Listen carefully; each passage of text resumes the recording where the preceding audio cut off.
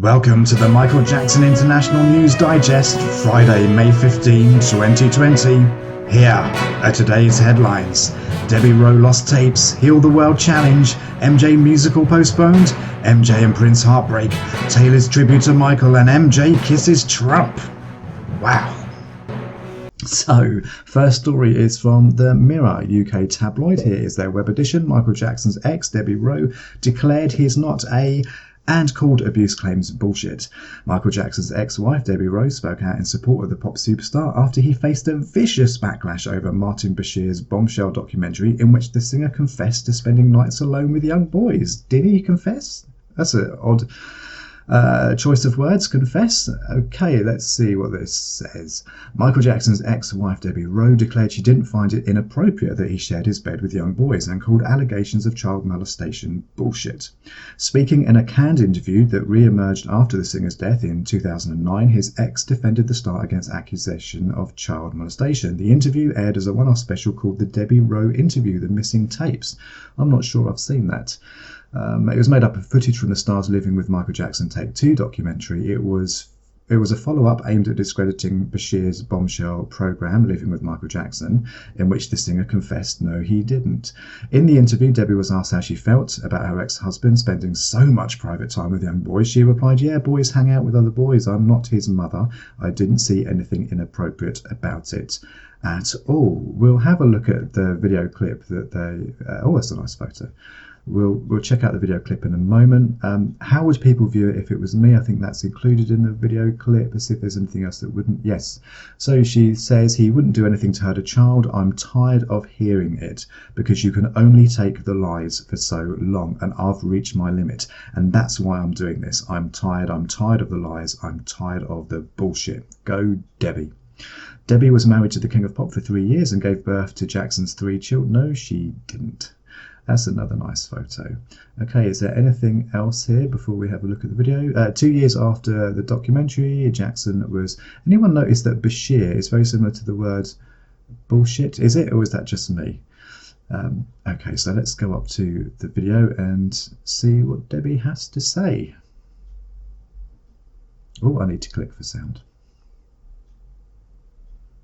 I'm confused as to... Oh, sorry, Debbie. I'm not his mother. I didn't see anything inappropriate about it at all. Okay. How would people view it if it was me? Or you? Well, all of a sudden it's inappropriate? You can't do that? Well, I'm confused as to where people have come up with the decision, a blanket statement, that it is inappropriate. It's because they have preconceived ideas that are absolutely incorrect. Period. Okay, so I've gone onto YouTube, typed in the Debbie Rowe interview, The Missing Tapes, and it is there in its entirety. So we'll just watch the intro, and I will include this in the description. And welcome to this exclusive arena presentation, the Debbie Rowe interview, The Missing Tapes. Who is Debbie Rowe? This interview was taped at Debbie's Hollywood home before Jackson's death and has never been seen anywhere in the world in its entirety. It gives us a very good indication of the woman and her relationship with Michael and their children. It's an emotional roller coaster of love, sacrifice, anger and betrayal. And it clearly... Okay, so next story is from the Grio. Brandy, Deborah Cox and others sing Heal the World for virtual COVID-19. Some of music's greatest voices came together to help spread some joy and raise funds to provide meals to children across the country. The star-studded virtual performances include R&B stars like Brandy, Deborah Cox and Chrisette Michele, also TJ Jackson, who they don't mention. The video campaign was organised by True Exclusives as the launch of its new series, which will include exclusive interviews and performances with established and rising artists during the COVID-19 crisis. The Heal the World Challenge is being used to raise funds for No Kids Hungry, an organisation run by Silent. The organisation highlights that 1 in 4 children in the US could face hunger this year because of coronavirus. By donating, you can help make a difference. Every dollar donated to No Kid Hungry can feed a child up to 10 healthy meals. Okay, so we'll play a little bit of this, and I'll also include TJ Jackson's contribution. There's a place in your heart, and I know that it is love. And this place can be brighter than tomorrow. And if you really try, you find we could fly so high, let our spirits never die. In my heart, I feel you are on my brother. Okay, so now on to Billboard.com. Michael Jackson Broadway musical pushed back due to COVID-19 pandemic. A stage musical about Michael Jackson has pushed its Broadway debut until next year due to the pandemic. Preview performances of MJ are now set to begin in March 2021 at the Neil Simon Theatre. The musical, previously called Don't Stop Till You Get Enough, was to start performances in New York City on July 6. The musical is inspired by Jackson's life in music. Two-time Pulitzer Prize winner Lynn Nottage is writing the book using Jackson's vast catalogue of songs. Tony Award winner Christopher Wheeldon will direct and choreograph, and Ephraim Sykes will star as Jackson. So there's no new news regarding the actual musical. So we'll go over to the MJ the Musical website and take a look. Yes, so the tickets, the debut show is March the 8th, Monday, March the 8th. Let's see if there's any tickets available. There's quite a few tickets still available. Tickets start at $59 for the poor seats, and the premium seats are actually $199. So we go to the Express now, and this looks interesting. Michael Jackson Heartbreak. How star was brutally snubbed by Prince over bad recording. What a headline. Heartbreak and brutally snubbed. Michael Jackson and Prince were regularly compared when they were at the height of fame back in the 80s. However, when Jackson attempted to duet with Prince, he was brutally snubbed by his contemporary, by Kate Nicholson. Okay, this is just going to be a rehash, I think. Jackson and Prince were born in the same year, and their music came to define the era for creating a new type of sound. Unsurprisingly, they were then regularly compared, and critics believe the pair were trying to outdo one another with each single.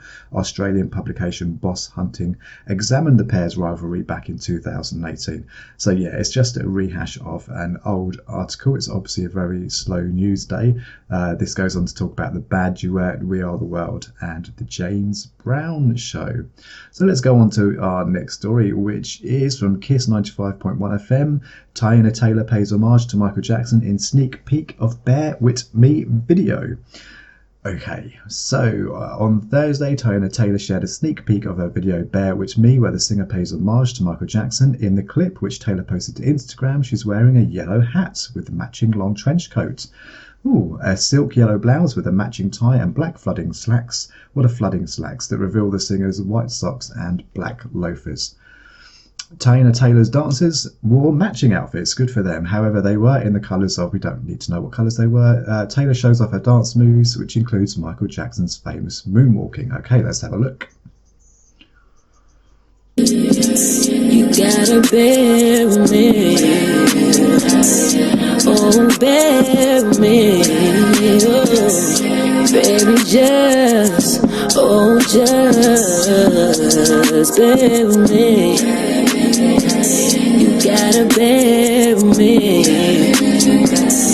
oh bear with me, yeah, baby just. The volume is quite high. Now, was it me?